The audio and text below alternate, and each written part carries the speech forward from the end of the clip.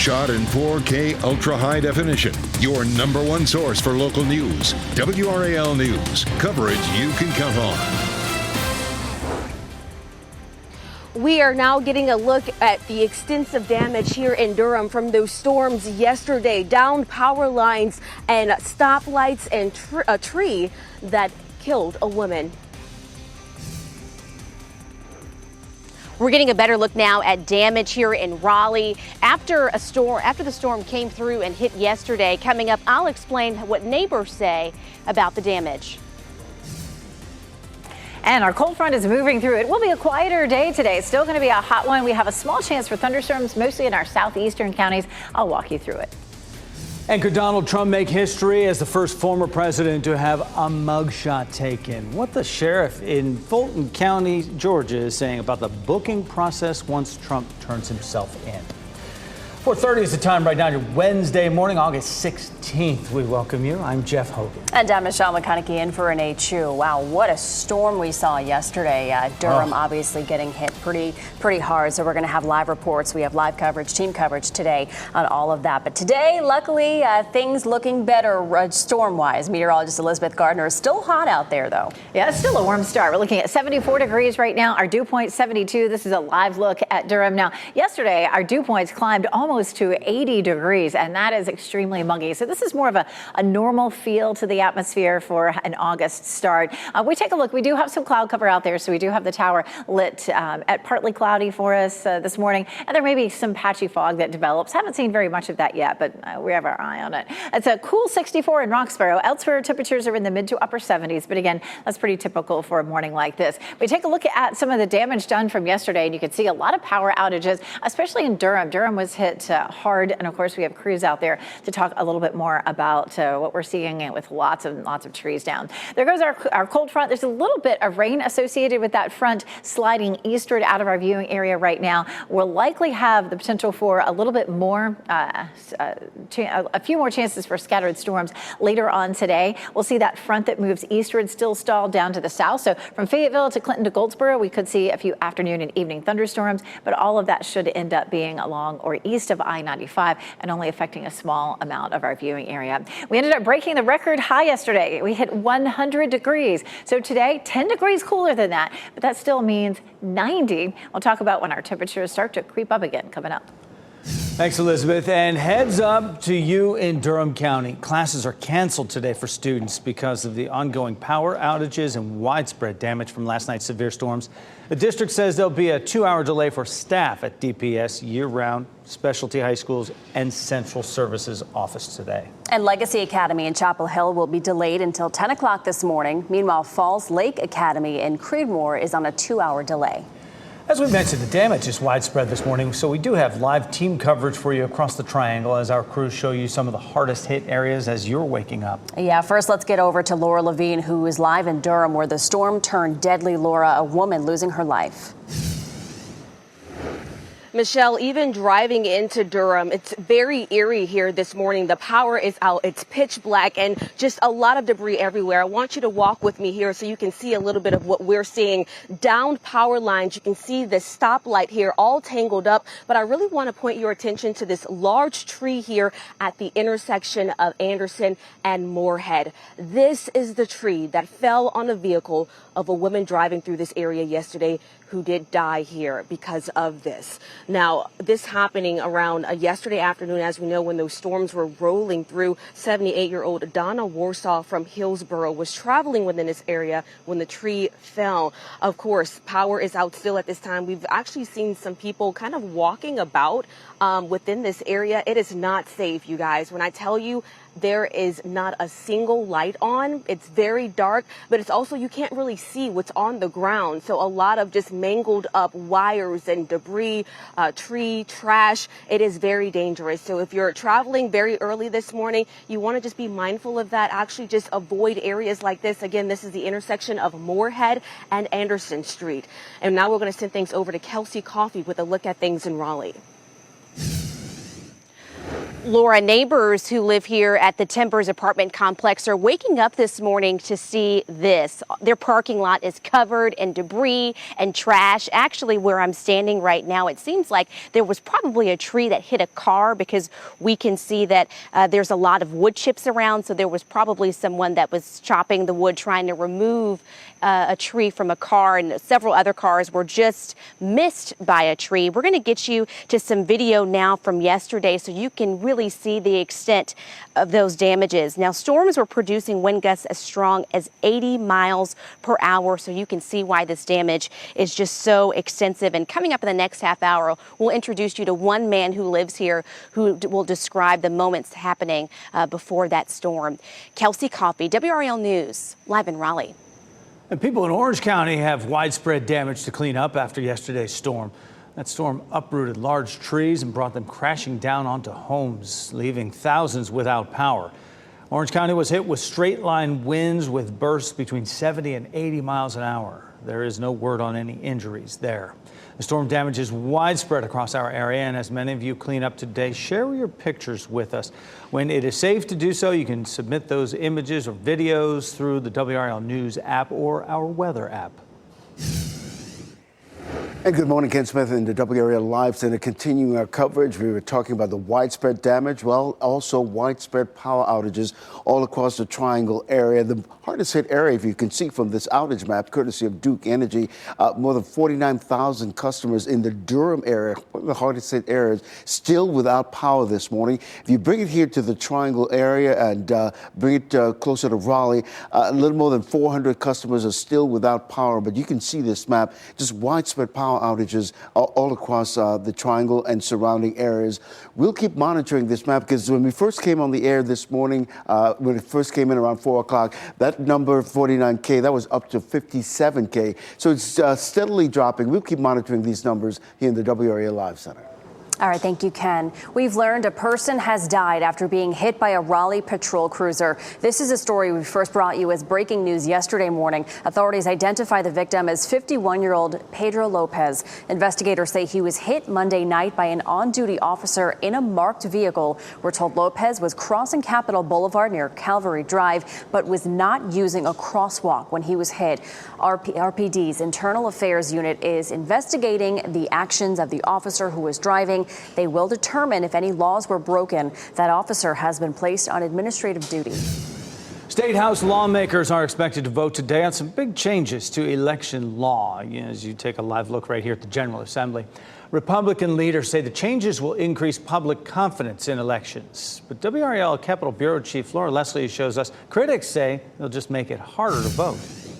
The changes Republican state lawmakers are proposing include moving the deadline for mail-in ballots from 3 days after Election Day to Election Day evening, giving political poll observers more freedom to watch and listen in on what voters are doing, requiring signature verification software for mail-in ballots in 10 counties, and giving political operatives more power to challenge voters. Supporters say the changes will make elections more secure, but Democratic Representative Allison Dahl said they won't be cheap and they still don't have a budget. I don't know how we can pass this bill without looking at the monies and the funds to even see if they're there to make sure that we do this correctly. Representative Joe John said there's no reason to move the mail-in ballot deadline earlier. There have been no problems with it since the grace period was first added in 2009.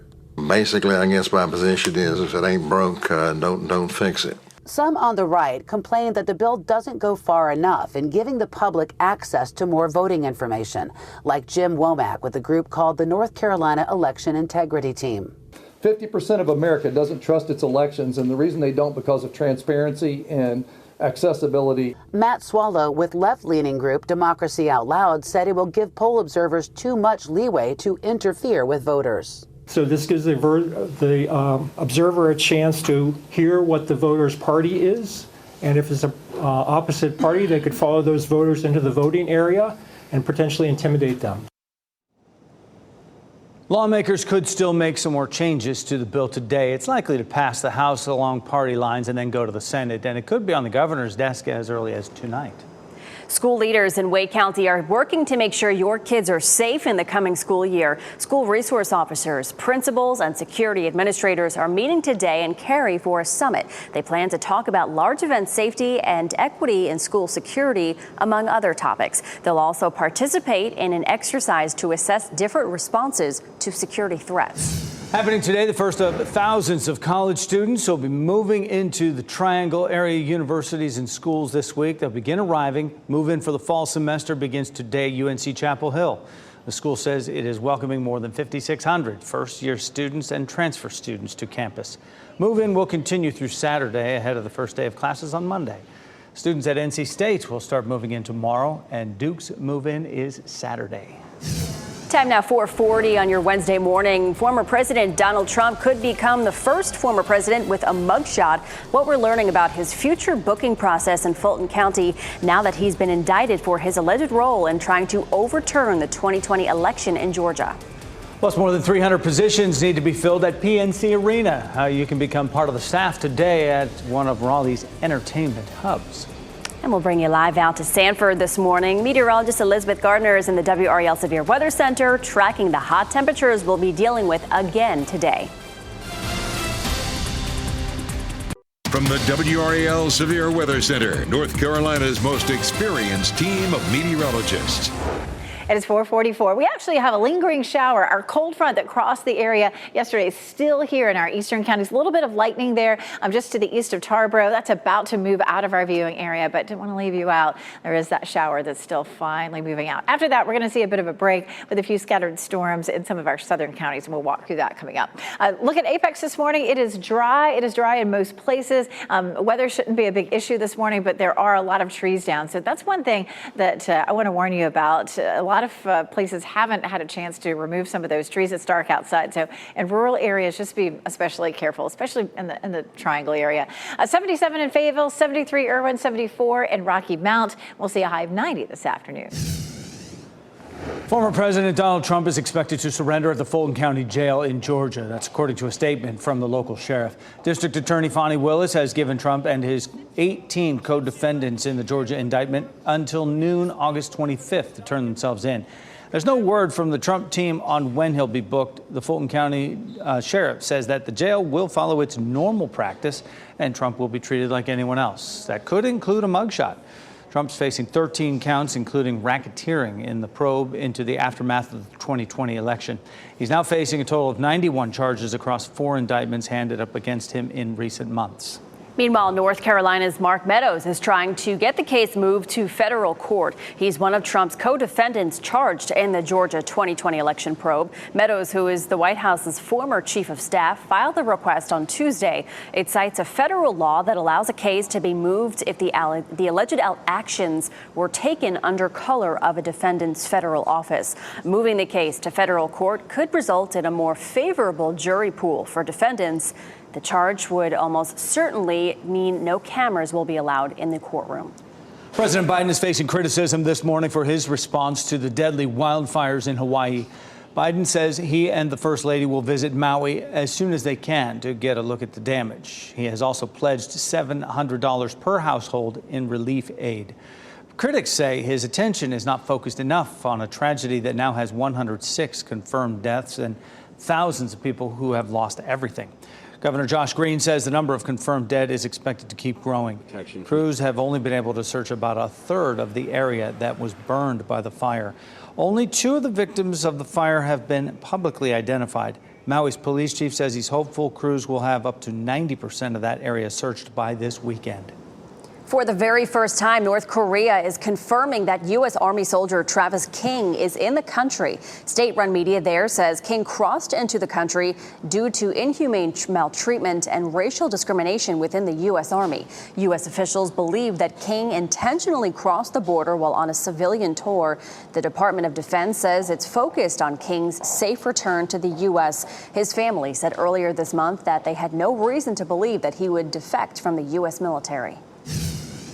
A big hiring event is happening today at PNC Arena. The home of the Hurricanes wants to hire people for more than 300 part-time positions. Everything from catering department, cooks, concessions, security, parking attendants, and more. Staff would work events like hockey and basketball games, concerts, and comedy shows. If you'd like to apply, you can go to PNC Arena today from 3 to 6 tonight. You can also apply online by going to pncarena.com/entertainment.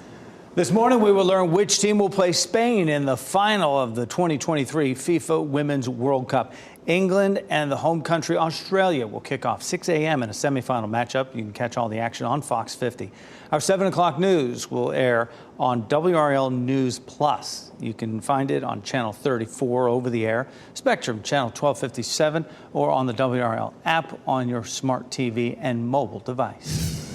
The Duke Faculty Club will be closed today after being hit hard during yesterday's storm. Look at this video of the heavy rain and fierce winds that battered the club yesterday afternoon. The club's management says it will be working today to assess the damage left behind by that severe weather.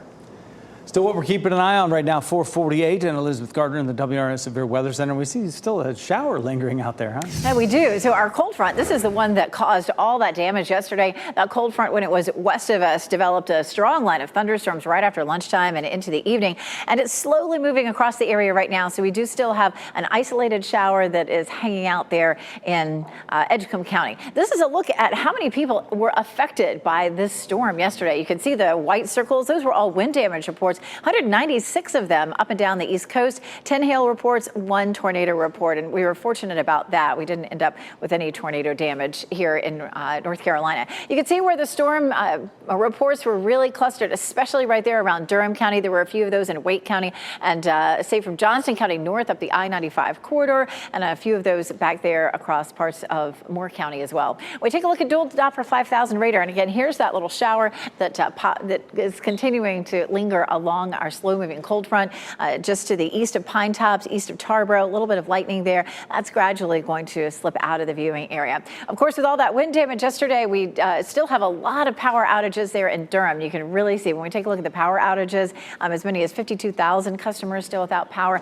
Definitely was our hardest hit county. We do have a few other counties with some outages, but Durham definitely hit the hardest out there. We do have a little cloud cover out there this morning. I would call it partly to variably cloudy. We'll likely have some more storms that develop this afternoon from Goldsboro to Clinton to Fayetteville late in the afternoon and evening, right about the time of the evening commute. That should be the only place we see storms today. That is where our front will be lingering. I wish that front had really picked up and moved farther to the south and east. If it had, we would see a cooler, drier air mass. Now, it's still going to be cooler than it was yesterday, but that's not saying a whole lot. We ended up breaking the previous record of 99 yesterday. We hit 100 degrees, and that is our first 100-degree day at RDU this year.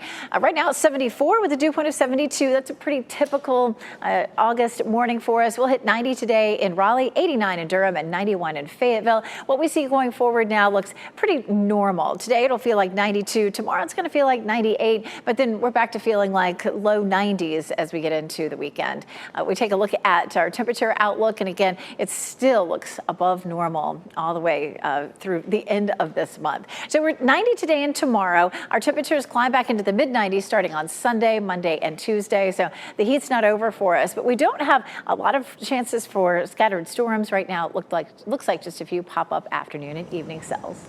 All right, thanks, Elizabeth. Well, eating a balanced meal can be a real challenge, especially for children. Coming up after the break, what you can do to help your child eat more veggies and improve their health. And brunch in a bottle. The new adult drink Eggo is rolling out for you to pair with your waffles.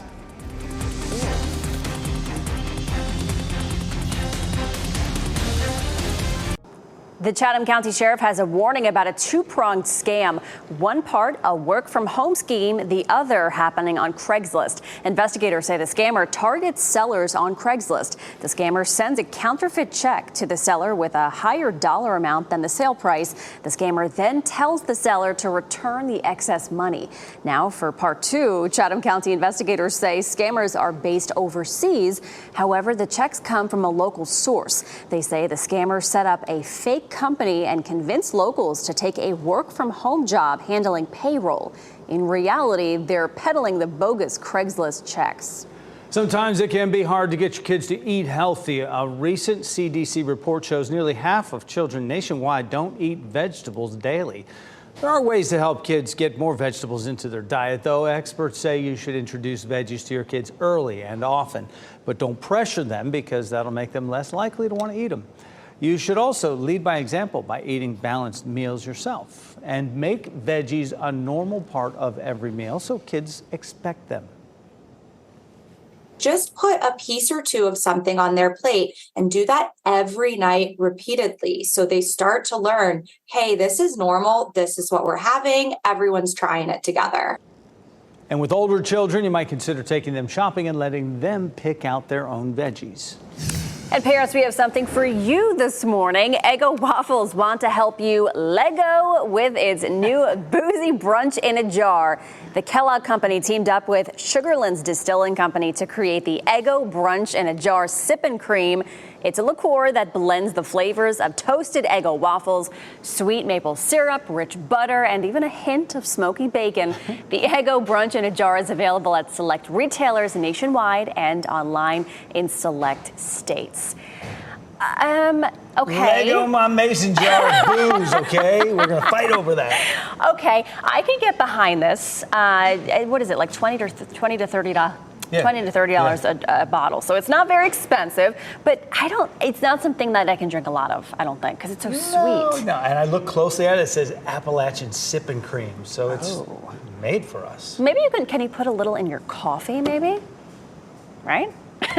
Am I onto something? Give it a go. Let me know. I'll let you know. I'm a straight up guy. Major weather. Look at this. One dead, thousands without power this morning, hours after storms rolled through our area. We have team coverage for you across the triangle, showing you the hardest hit areas that could affect your morning commute. Plus, as a mother, I shouldn't have to see that. They shouldn't have had to been through that. A Greensboro family speaks out after an apartment complex manager is caught on camera pouring soda on an 11-year-old boy. What we're learning about the lawsuit that's now been filed.